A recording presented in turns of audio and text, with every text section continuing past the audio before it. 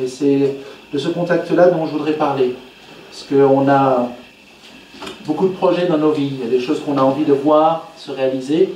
Certains d'entre nous qui ne sommes pas encore mariés, pas encore des enfants qui voudraient en avoir. D'autres qui voudraient voir, je dirais, une amélioration dans leur carrière professionnelle. Enfin, beaucoup de choses. C'est des vastes programmes, mais quelle place est-ce que Dieu occupe dans ce programme? Voilà, donc c'est... et puis surtout, lorsque l'on termine lorsque l'on termine, je dirais, des projets qu'on voulait mettre sur pied, c'est où est-ce qu'on se dirige ensuite? Voilà. Donc ça nous amène, je dirais, ou du moins devrait nous ramener par moment, au moins périodiquement, à vouloir faire le point de nos vies. Savoir, bon, on a fait telle et telle réalisation, voilà, professionnelle, carrière, famille, métier, etc.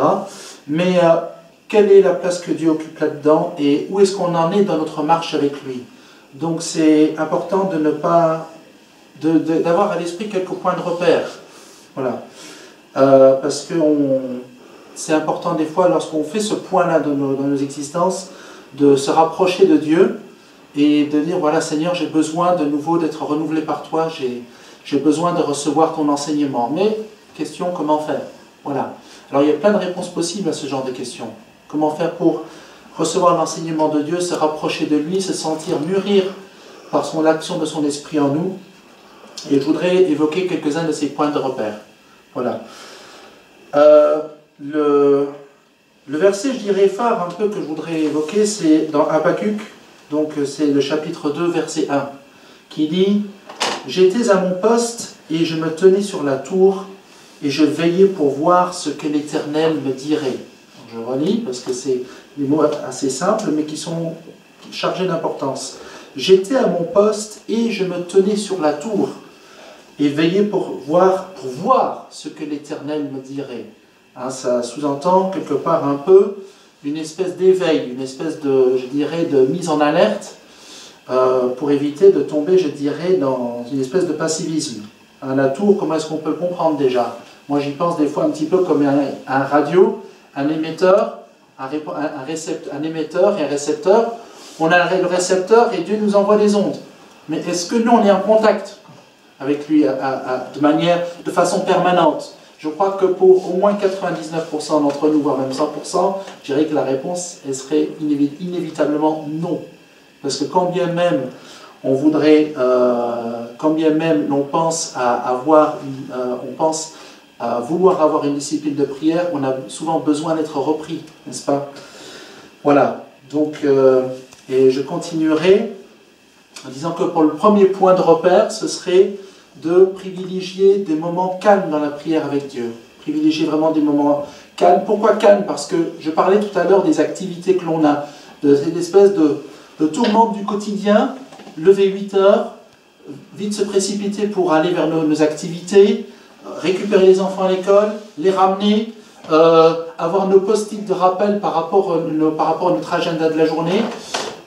Et c'est assez chaotique tout ça, mais on a besoin de ces moments de calme, de lieux de retrait avec Dieu. Hein, c'est parce qu'on a besoin d'avoir des moments où on sait que le Seigneur va révéler des choses dans nos vies. Hein, donc de révéler des choses dans nos vies en ce qui concerne, je dirais, des choses, des questionnements qu'on pourrait avoir concernant notre quotidien, que ce soit des questions importantes, que ce soit des questions parfois même de simples détails, et voire même aussi des vérités dans sa parole qu'il veut nous révéler. Donc c'est important de lui libérer ces moments. Que ce soit des moments de 5 minutes, de 10 minutes, d'un quart d'heure, il faut avoir ce récepteur allumé, n'est-ce pas? Donc je voudrais prendre par rapport à ça le psaume 37, verset 7, qui dit « Garde les silences devant l'Éternel et espère en lui ». Ou encore le psaume 130, verset 5, « J'espère en l'Éternel, mon âme espère et j'attends sa promesse ». Ou encore le psaume 62, verset 5, qui dit « Oui, mon âme, confie-toi en Dieu, car de lui vient mon espérance ». Donc, on retrouve le fait de devoir s'accrocher à Dieu, de mettre notre espérance en lui, de nous confier en lui. Le deuxième point de repère donc, que je voudrais proposer, c'est le fait lorsque l'on est dans la prière avec Dieu, de ne pas être tout le temps dans une forme de généralité.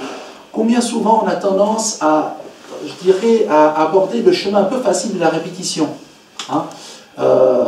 C'est même lorsque l'on arrive à un moment de notre croissance spirituelle avec Dieu, à pouvoir avoir je dirais, ce lien d'amitié toujours de plus en plus serré avec lui, il y a toujours, je dirais, le piège de ressombrer dans une espèce de rituel. Hein. C'est un petit peu comme lorsque l'on fait la prière de grâce pour le repas de midi. Bon, oui, mais il y a aussi, je dirais, il y a aussi également, je dirais, d'autres chemins à explorer avec lui. Donc, il est important de poser des questions au Seigneur pour la suite de notre existence. Où est-ce que l'on va du point où on en est dans notre vie avec le Seigneur au point suivant. Et c'est important de l'inviter dans ce jardin inexploré. Donc de poser des questions à Dieu pour savoir exactement ce qu'il attend de nous, ce qu'il veut que nous fassions, de lui demander conseil. Il n'y a pas de domaine trop grand ou trop petit pour demander conseil à Dieu. Que ce soit lorsque l'on est en retard pour arriver à un certain rendez-vous, ou que ceci, je ne pensais pas à toi spécifiquement. Excuse-moi. Mais je pensais à ça parce que ça peut être, je parlais d'une anecdote. Une fois, je me suis retrouvé sur la route et en fait, j'ai eu un pneu qui a éclaté. Je ne pensais pas du tout à penser à cet exemple-là devant vous maintenant, mais c'est un exemple qui est véridique. Un pneu avait éclaté et moi qui suis complètement manchot, je dirais, pour les choses un petit peu mécaniques et manuelles, je me disais, Seigneur, qu'est-ce que je vais faire? Et j'étais arrivé, à l'époque j'habitais à Dreux, et je me dirigeais vers Ney-sur-Avre, mon lieu de travail actuel, et j'arrivais sur Brezol et je ne savais vraiment pas quoi faire. Je me dis, Seigneur, je ne me sens pas capable de faire un truc aussi basique que de changer une roue, mais je m'attends à toi, Seigneur. Donc, je continue à rouler tout doucement, et à rouler tout doucement avec le pneu qui était déjà plat. C'est pas une très bonne idée, on me dira, parce que ça peut ficher en l'air complètement la chambre à air, mais tant pis. J'ai roulé jusque devant une maison. Cette maison, il se trouve que Dieu savait déjà que ça a été une maison précise. Et donc, en sonnant à la porte, il se trouve qu'un monsieur très aimable m'a ouvert la porte, mais qui était pourtant occupé avec son enfant. Et avec un enfant de 18 mois, ou enfin, avec un bébé. Et il avait tout le matériel qu'il fallait nécessaire pour changer le pneu, mettre le pneu de secours. Pas juste la crique de base, hein, il avait vraiment du matériel qu'on trouve en garage. Hein. Et il disait que c'était quelqu'un, justement, en discutant avec lui, il disait que c'était quelqu'un du métier. Donc moi, quand il disait quelqu'un du métier, je pensais à un mécanicien, ou quelqu'un qui travaillait en tout cas à une station-service, ou quelque chose du genre. Hein. Et en fait, j'ai découvert plus tard, en faisant une petite recherche sur le monsieur, qu'il se trouve que le monsieur, il est gendarme. Et je me suis dit, vraiment, Seigneur, tu es vraiment merveilleux, tu as dit des choses qui sont insondables, et que je ne pouvais vraiment pas deviner. Et donc, il m'a changé la roue, enfin, pas la roue, je veux dire le pneu, et j'ai pu reprendre mon chemin. Donc, pourquoi est-ce que j'ai fait cet écart du sujet? C'est pour dire que même dans les choses qui paraissent purement secondaires, quoique ce n'est pas secondaire du tout, hein, mais pour une chose qui paraît apparemment banale, et qui pouvait me mettre sérieusement en retard par rapport au travail ce jour-là, Dieu a vraiment la réponse à tout. Dieu a vraiment la réponse à tout. Donc c'est, quand je disais que c'est important de lui poser des questions précises, c'est pas, je dirais, c'est pas juste une image. Hein, c'est pas juste une image. Donc, de lui poser des questions, mais aussi de nous plonger dans sa parole. Hein, nous plonger dans sa parole au quotidien, parce que Dieu a tellement de façons de pouvoir nous parler. Hein, il peut très bien nous parler, je dirais, à travers des versets. On peut très bien avoir lu, par exemple, que ce soit dans l'Ancien ou dans le Nouveau Testament, et ne rien avoir aperçu de particulier nous concernant. Mais un jour, on peut avoir une ouverture, Dieu peut nous toucher par son Esprit Saint et peut vraiment nous ouvrir les yeux sur un verset qu'on peut trouver un jour banal et hors de contexte avec nos vies, mais notre regard change. Notre regard change par rapport à un type de verset précis. Et ça nous aide dans notre marche avec Dieu, ça nous aide à grandir, à croître. Voilà. Et Et donc, par rapport à ça, je pensais donc au livre de Jacques, donc chapitre 1, versets 5 à 6, qui dit que si quelqu'un d'entre vous manque de sagesse, qu'il la demande à Dieu. D'où les questions précises. Qu'il la demande à Dieu, qui donne à tous simplement et sans reproche, et elle lui sera donnée. Mais qu'il la demande sans foi et sans douter. Donc c'est bien une affaire de confiance ici. Ça montre bien que je ne sors pas tout ça tout simplement de mon chapeau, mais c'est la parole de Dieu qui l'a dit. Donc de demander sagesse à Dieu par rapport à toute situation. Voilà. Et donc pour le résultat, c'est que comme dans l'anecdote que je viens de vous dire, c'est que lorsque l'on demande réponse à Dieu par rapport à un problème, lorsqu'il nous répond, notre foi s'en retrouve renforcée irrémédiablement. Voilà. Donc, et puis aussi, ça ne concerne pas uniquement, je dirais, des problèmes du quotidien, je veux dire, parce qu'on a tendance un peu à se mettre, à regarder notre nombril, un peu à se mettre au centre de notre propre vie. Justement, je disais que c'est important de laisser la place de Dieu là-dedans. C'est parce que Dieu aussi nous révèle des choses, des mystères dans la Bible qui nous sont cachés et que jusqu'à ce qu'il nous appelle à lui, on a besoin de découvrir. On a besoin de les découvrir parce que ça nous... À partir du moment de notre conversion, je suis persuadé qu'à partir du moment de notre conversion, que l'on est bébé spirituel, et à chaque étape, chaque partie de notre vie où l'on grandit par la foi, c'est une transformation, une métamorphose qui ne cesse pas. Ça continue toujours à aller de l'avant. Et Dieu veut nous voir devenir, la Bible dit que nous sommes des créatures merveilleuses, mais on n'en a pas vraiment conscience de cela. On a besoin de voir les créatures merveilleuses que Dieu dit que nous sommes. Et ça fait partie, pour que l'on voit cela aboutir, ça fait partie de cette transformation perpétuelle où l'on a besoin vraiment de se plonger dans les Écritures. On en a besoin que Dieu nous montre, je dirais, des choses qu'on n'avait pas trouvées dans sa parole lorsqu'on a donné sa vie à Jésus-Christ. Donc, je peux parler à ce moment-là du psaume 119, versets 18 à 19, qui dit « Ouvre mes yeux pour que je contemple les merveilles de ta loi. Je suis un étranger sur la terre, ne me cache pas tes commandements. » Et je dirais qu'effectivement, c'est les merveilles de la loi de Dieu. Il ne suffit pas de simplement lire la parole chaque jour. On a besoin que Dieu nous révèle ses secrets. Voilà.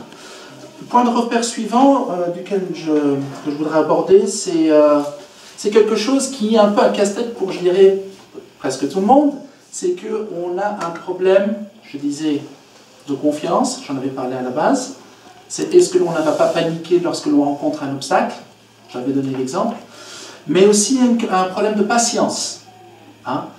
Quand on prie le Seigneur, souvent on attend un petit peu comme des consommateurs, je dirais, de GPS pour certains ados, un peu comme, je dirais, des consommateurs de télé. On attend d'avoir des réponses un peu immédiates.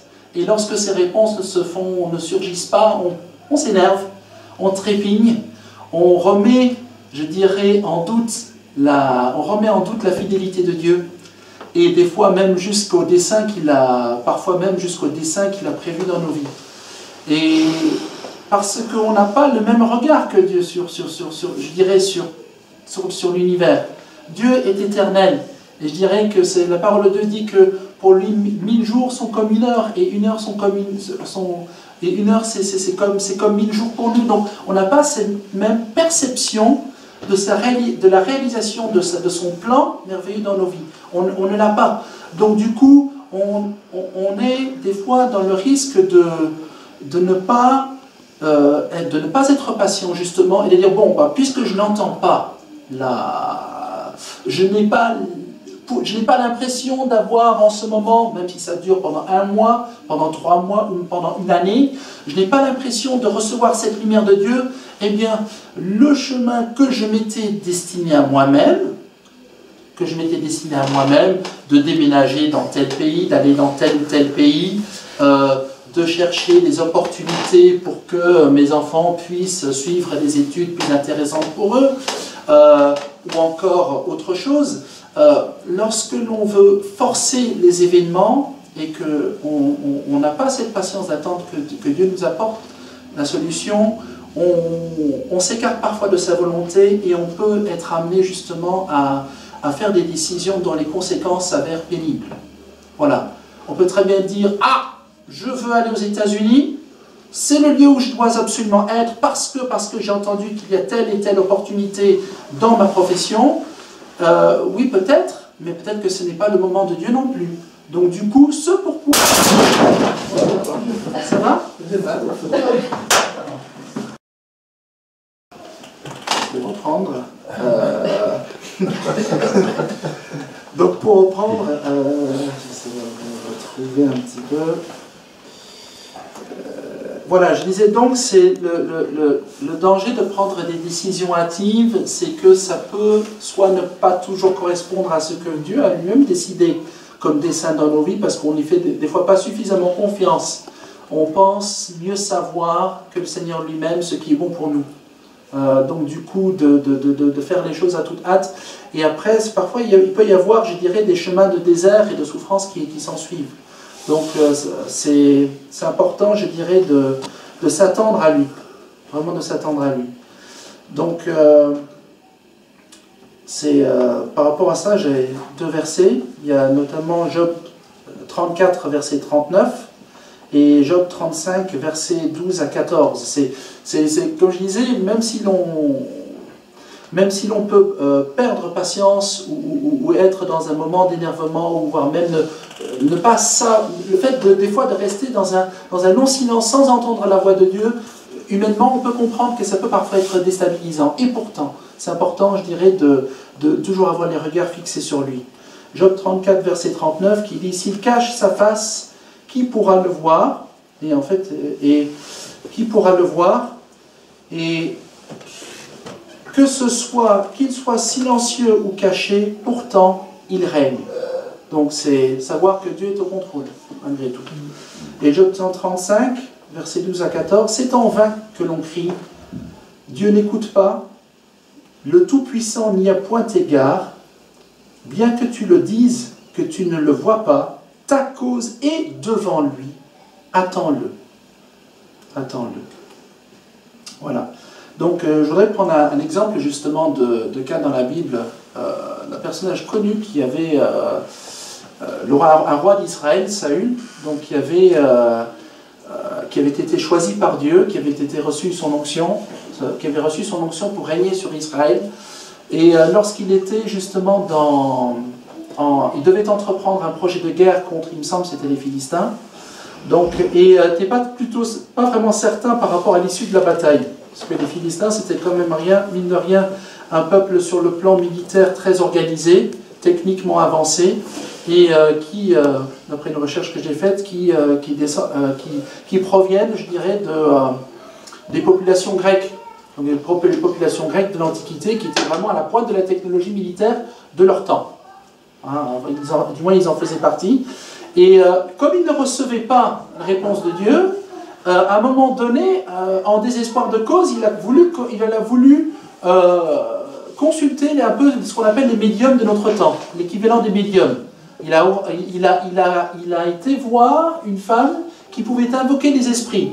C'est un petit peu ce que font certains des puissants de notre... D'ailleurs, c'est un petit peu ce que font certains des puissants de notre époque. Que ce soit, même s'ils ne l'avoueront jamais, que ce soit des PDG, ou des chefs d'État, ou des membres des cabinets de ministres, qui, toujours, je dirais, montrent, un profil très, on va dire, très correct, mais qui, néanmoins, placent leur confiance dans des médiums, dans des médiums, dans des, entre guillemets, des spécialistes, des occultes, des experts du monde occulte, et qui placent leur confiance là-dedans pour gérer des États, des gouvernements, et donc certains aspects de nos vies quotidiennes en même temps. Voilà. Et dans le cas de Saül, dans le cas de Saül, il avait donc voulu invoquer l'esprit de Samuel, qui était décédé, pour savoir s'il allait gagner ou non cette guerre. Mais lorsque l'esprit de Samuel ayant été invoqué est apparu, il lui a fait comprendre qu'il avait tout gâché. Qu'il avait tout gâché. Le fait de s'être écarté de la voix de Dieu, qu'il allait perdre son trône, qu'il allait perdre sa vie, et que sa famille, même une partie de sa famille, serait détruite.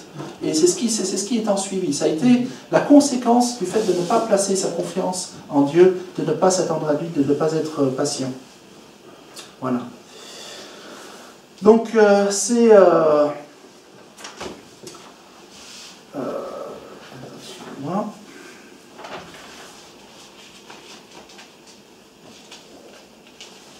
Donc, j'aimerais dire en conclusion que c'est important de se rappeler que le Seigneur maîtrise toutes choses. Qu'on peut avoir des moments où on a l'impression qu'il n'est pas toujours, peut-être pas toujours, qu'on n'entend pas sa voix. On peut avoir des moments où on croit être dans des moments de chemin de désert, où il y a des moments où on a besoin de prendre des décisions importantes dans notre vie, mais c'est très important de savoir qu'il est réellement présent, et que même si l'on ne voit pas toujours forcément sa main, c'est pas parce qu'on ne la voit pas qu'elle n'est pas là. C'est pas parce qu'on a l'impression que Dieu ne nous parle pas qu'il n'a pas de plan pour nos vies. Et que c'est vraiment important de lui faire confiance et de s'attendre à lui, et il prendra vraiment soin de vous. Amen. Amen. Amen.